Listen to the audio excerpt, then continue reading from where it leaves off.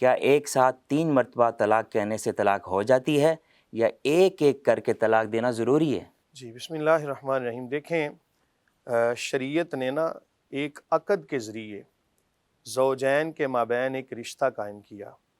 اب اس رشتے کو ختم کرنے کے لیے بھی کچھ الفاظ، کچھ طریقہ کار شریعت نے متعین فرمائے۔ ہر چیز کا ایک طریقہ کار ہوتا ہے، جب اس طریقہ کار سے ہٹ کر کسی عمل کو کیا جائے تو عمل تو واقع ہو جائے گا، لیکن ایسی صورت میں انسان گناہ گار ہوگا۔ جس طرح نکاح کا ایک طریقہ کار ہے، اسی طرح طلاق دینے کا بھی ایک جائز طریقہ کار شریعت نے متعارف کروایا ہے۔ جائز طریقہ یہ ہے کہ کوئی بھی مرد جو اپنی خاتون کو چھوڑنا چاہتا ہے وہ ایسے طہر کے اندر طلاق دے، ان ایام کے اندر کہ جن ایام کے اندر خاتون نماز وغیرہ پڑھ سکتی ہے، پاک ہوتی ہے، اور اس دوران پھر عورت سے حق زوجیت والا معاملہ اس نے نہ کیا ہو، تو ایسی صورت میں ایک طلاق دے۔ جب اس کی عدت ختم ہوگی تو خاتون نکاح سے نکل جائے گی۔ یہ ہے طلاق دینے کا احسن طریقہ۔ رہی بات یہ کہ جب کسی نے 3 مرتبہ طلاق دے دی تو پہلی بات تو یہ ہے کہ طلاق ہوتی ہی غصے میں ہے۔ کوئی پیار سے تو نہیں کہے گا کہ آج تم بڑی خوبصورت لگ رہی ہو اور میں تمہیں تحفے کے اندر معاذ اللہ کوئی طلاق والا تحفہ دیتا ہوں، ایسا تو نہیں ممکن۔ غصے میں ہی طلاق ہوتی ہے اور اسی لیے غصے کو حرام قرار دیا گیا۔ تو جب خاوند نے 3 مرتبہ کہہ دیا، طلاق واقع ہو گئی، اب رجوع ممکن نہیں ہے۔ رہی بات یہ کہ فلاں مفتی صاحب سے فتویٰ لے آئے ہیں، یاد رکھیں کہ ہمارے لیے دلیل اور حجت قرآن مجید فرقان حمید کی آیات ہیں۔ تو خالق کائنات نے فرمایا فَإِن طَلَّقَهَا فَلَا تَحِلُّ لَهُ مِن بَعْدُ حَتَّى تَنكِحَ زَوْجًا غَيْرَهُ، کہ جب مرد نے تیسری طلاق بھی دے دی تو اب خاتون اس پر حلال نہیں ہے۔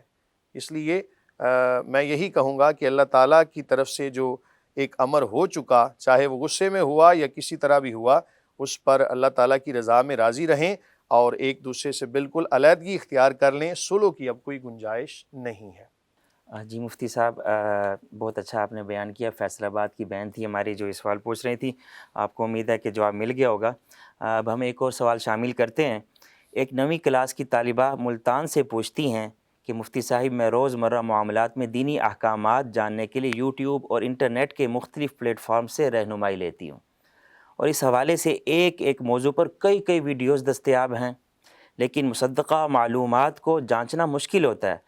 ایسے میں آج کل میں ایک سوال کا جواب ڈھونڈنے کی کوشش کر رہی ہوں، لیکن اس بارے میں مجھے کوئی تسلی بخش جواب نہیں مل رہا۔ اس لیے آپ میری رہنمائی فرمائیں کہ میں بچپن سے سنتی آ رہی ہوں کہ سر ڈھانپ کر واش روم جایا کریں کیونکہ شیطان بالوں میں ساتھ جاتا ہے، لیکن میری الجھن یہ ہے کہ جب ہم غسل کرتے یا نہاتے ہیں تو اس وقت بھی تو ہم بے لباس ہوتے ہیں، تو کیا اس وقت شیطان ہمارے ساتھ باتھ روم نہیں جاتا؟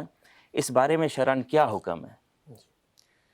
دیکھیں، میں اپنی بہن سے یہ عرض کروں گا کہ شیطان تو ہر وقت ہر انسان کے خون کے اندر جس طرح خون دوڑ رہا ہے نا، حضور نبی کریم صلی اللہ علیہ وآلہ وسلم فرماتے ہیں کہ اسی طرح شیطان انسان کے اندر خون کی طرح دوڑ رہا ہے۔ تو اس سے بچنا تو اسی صورت میں ممکن ہے کہ جب اللہ تعالیٰ کی ذات اس بندے کو بچائے۔ رہی بات یہ کہ سر ڈھانپ کے واش روم میں جانا، یہ ایک ادب کا تقاضا ہے۔ ادب اسی میں ہے کہ سر ڈھانپ کے، اور گھر کے اندر بھی عام حالات میں بھی کوشش یہی کرنی چاہیے کہ سر ڈھانپ کے رکھیں۔